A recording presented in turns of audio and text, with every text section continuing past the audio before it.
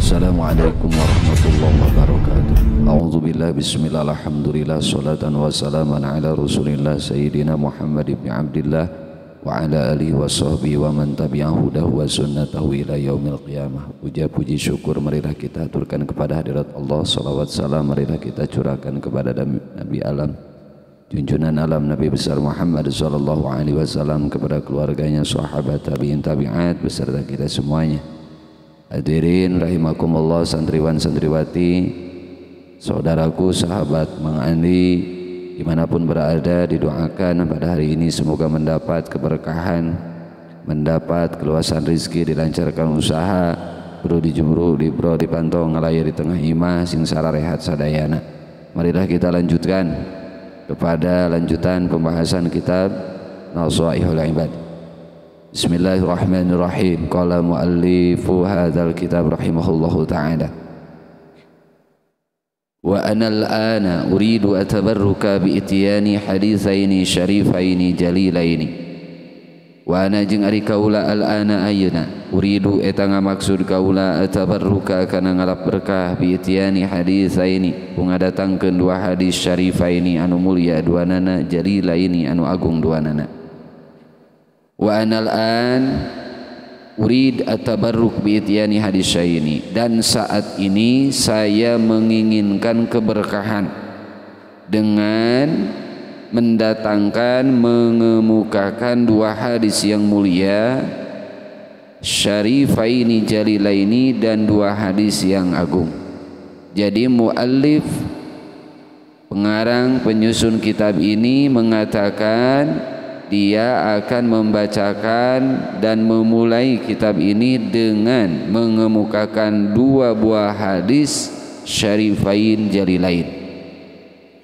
Fal hadisul awal, maka ari hadis anu kahiji, ajazani, ajaza eta geus ngaijazahkeun ka kaula bihi kana itu hadis saha al-allamatu anu seueur ilmuna asy-syaikhu nu jadi guru Muhammad ibnul Khatib, tegas nama Muhammad al-Khatib asy-Syafi'i, summal madani al-Hambali, tuluy orang Madani, bangsa Madani, al-Hambali nu bangsa Hambali.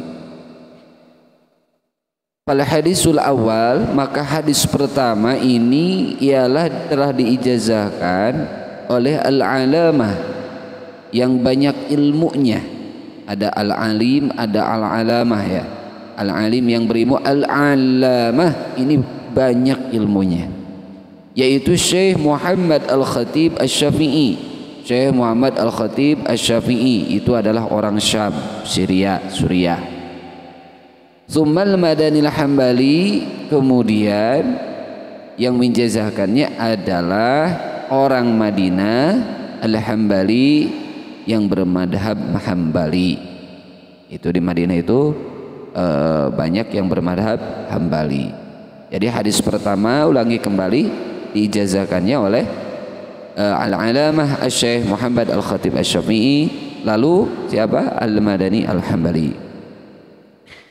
Siapa Syekh Muhammad al-Khatib asy-Syafi'i itu? Wahwa, dan jeung ari Syekh Muhammad al-Khatib Muhammad al-Khatib asy-Syafi'i itu adalah Utsman bin Abbas bin Utsman an masyaikhihi muttasilan ila Abi Dzar al-Ghifari, yaitu namanya Ibnu Utsman. Syekh al-Khatib itu adalah putranya Utsman, putranya Abbas, putranya Utsman, an masyaikhihi, di pirang-pirang guruna, dari guru-gurunya, muttasilan barina anu antal ila Abi Dzar al-Ghifari, kepada Abi Dzar al-Ghifari radhiyallahu an Rasulillah sallallahu alaihi wasallam, dari Rasulullah sallallahu alaihi wasallam, fiha yarwihi ar-rabihi, dalam hadis ini diriwayatkan dari Tuhannya yang mulia lagi maha agung. Jadi hadis pertama ini yang diriwayatkan oleh siapa?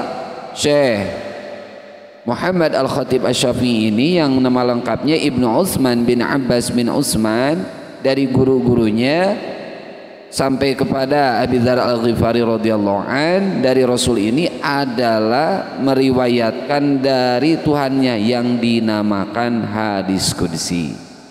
Yang dinamakan hadis qudsi.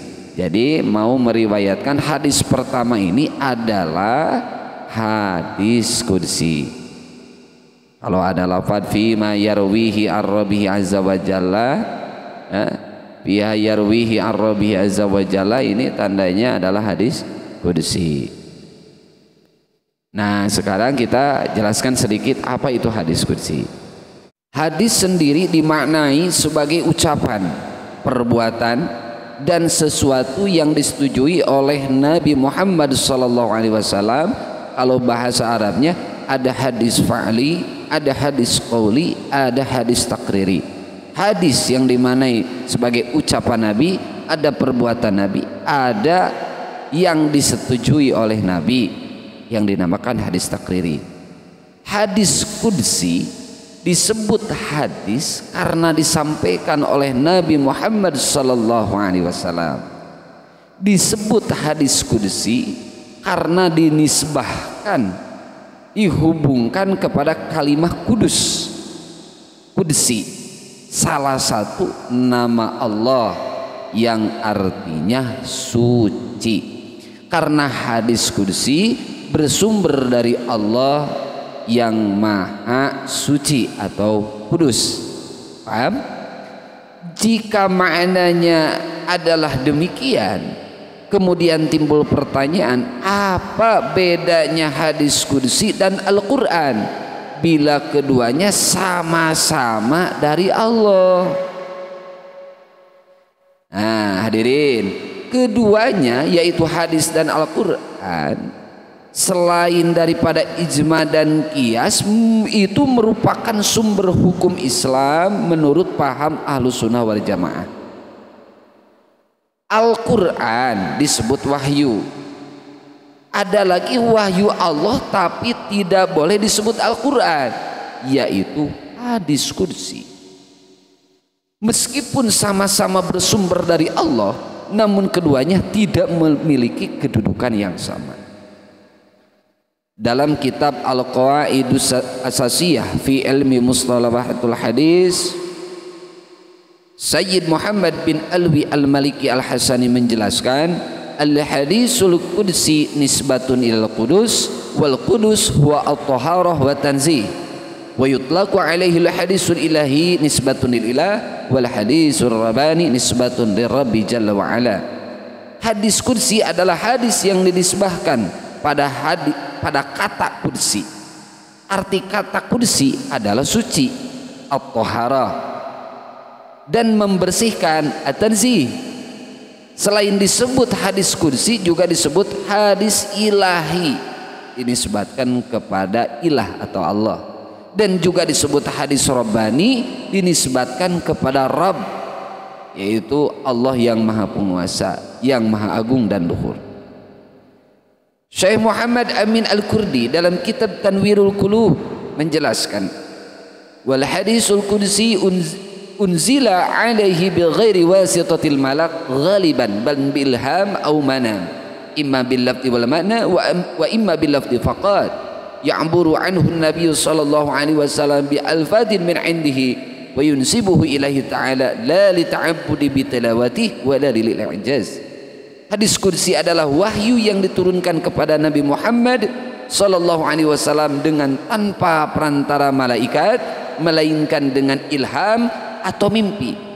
Ada kalanya hadis qudsi itu turun berupa lafaz dan maknanya, dan ada kala lafaznya saja, dan kemudian Nabi sendiri mengungkapkan dengan beberapa lafaz dari dirinya sendiri yang dinisbahkan kepada Allah, dan membaca hadis qudsi tersebut tidak dianggap ibadah dan juga tidak mengandung mu'jizat. Itu kata siapa? Syekh Muhammad Amin Al-Kurdi dalam kitab Tanwirul Qulub.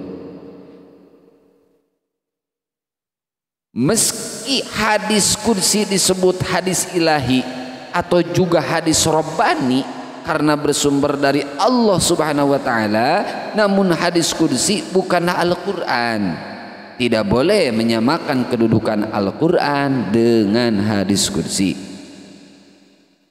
Dalam kitab At-Tahbir fi Ilmi Tafsir, Imam As-Suyuti tidak memasukkan hadis qudsi kepada pengertian Al-Qur'an. Wa amma fil urfi fa huwal kalamul munzal ala Muhammadin sallallahu alaihi wasallam lil ijaz bi suratin minhu fa kharaja bil munzal ala Muhammadin sallallahu alaihi wasallam at-Taurat wal Injil wa sairul kutub wa bil ijaz al ahaditsur rabbaniyah al qudsiyah ka hadis sahihain. Artinya adapun pengertian Al-Qur'an secara uruf, definisi umumnya para ulama, adalah wahyu Allah yang diturunkan kepada Nabi Muhammad SAW yang mempunyai muatan mukjizat dalam setiap satu surahnya. Tidak termasuk pada definisi Al-Quran yang diturunkan kepada Nabi Muhammad SAW adalah kitab Taurat, Injil, dan kitab-kitab yang lain. Tidak termasuk yang mempunyai mukjizat adalah hadis-hadis yang dinisbahkan kepada Allah seperti hadis qudsi, ya, sebagaimana hadis yang diriwayatkan Imam Bukhari dan Muslim. Nah, timbul pertanyaan, lalu berapakah jumlah hadis qudsi? Jumlah hadis qudsi tidak sebanyak hadis nabawi yang jumlahnya menurut sebagian ulama lebih dari 100.000 hadis. Secara keseluruhan jumlah hadis qudsi masih kisaran ratusan hadis. Itu pun jika dihitung dengan redaksi atau riwayat yang diulang-ulang. Ulama berbeda pendapat perihal kepastian jumlah hadis qudsi. Itu catat. Menurut Imam Ibnu Hajar, ulama yang mensyarahi kitab hadis Arba'in An-Nawawiyah, jumlah hadis qudsi lebih dari 100 hadis. Imam Al-Munawi dalam kitabnya Iltofus Saniyah bil Ahadisil Qudsiyah menyebutkan jumlah hadis qudsi sebanyak 272 hadis. Sebagian ulama lain menyatakan bahwa jumlah hadis qudsi sebanyak 100 hadis atau lebih sedikit. Terlepas dari perbedaan para ulama dalam mendefinisikan jumlah hadis qudsi dan jumlahnya, maka di antaranya kami menyebutkan satu saja sebagai contoh hadis qudsi yang sering kita dengar. An Abi Hurairah radhiyallahu anhu anna Rasulullah sallallahu alaihi wasallam qala Allah berfirman, anfik ya ibna Adam unfik alaik. Itu contohnya. Jadi tandanya biasanya ada yaqulullah. An Abi Hurairah radhiyallahu anhu qala Nabi sallallahu alaihi wasallam yaqulullahu taala. Rasul bersabda lalu Allah berfirman. Nah, seperti itu. Seperti lagi apa? Anna inda dhanni abdi bi wa anna ma'ahu idza dzakarani. Itu diantaranya, ya, diantaranya. Jadi apa sih perbedaan Al-Quran dengan hadis qudsi? Perbedaan Al-Quran dengan hadis qudsi selain proses turunnya beda, kedudukan dan fungsinya pun juga beda. Sedikit kami menjelaskan. Satu perbedaannya, Al-Quran adalah mukjizat yang terjaga sepanjang masa dari segala pengubahan, serta lafadznya dan seluruh isinya sampai taraf hurufnya itu terjaga sekali, tersampaikan secara mutawatir. Ya, itu perbedaan yang pertama itu. Yang kedua, Al-Quran tidak boleh diriwayatkan maknanya saja. Ia harus disampaikan sebagaimana adanya. Berbeda dengan hadis qudsi yang bisa sampai kepada kita dalam hadis yang diriwayatkan secara makna saja. Tiga, dalam mazhab Syafi'i, mushaf Al-Quran tidak boleh dipegang dalam keadaan berhadas kecil, serta tidak boleh dibaca saat berhadas besar, junub, ya. Sedangkan pada hadis qudsi secara hukum ia boleh dibaca dalam kondisi berhadas. Tiga tuh.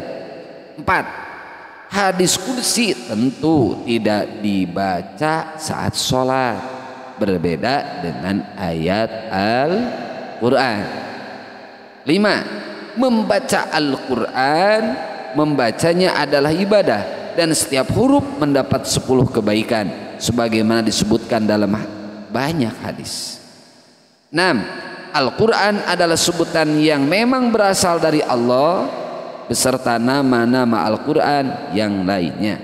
7. Al-Quran tersusun dalam susunan ayat dan surat yang telah ditentukan. 8. Lafaz dan makna Al-Quran sudah diwahyukan secara utuh kepada baginda Nabi Muhammad SAW, sedangkan lafaz hadis kursi bisa hanya diriwayatkan oleh para periwayat secara makna. Demikian pengetahuan atau pembahasan tentang hadis kursi sekilas ya, sebelum dijelaskan. Jadi untuk fat ke-6 ini kami sedikit membahas tentang hadis kursi. Dilanjut ke fat ke-7 tentang hadis pertama, yaitu hadis kursi yang dimuat oleh muallif hadzal kitab. Kitab apa ini?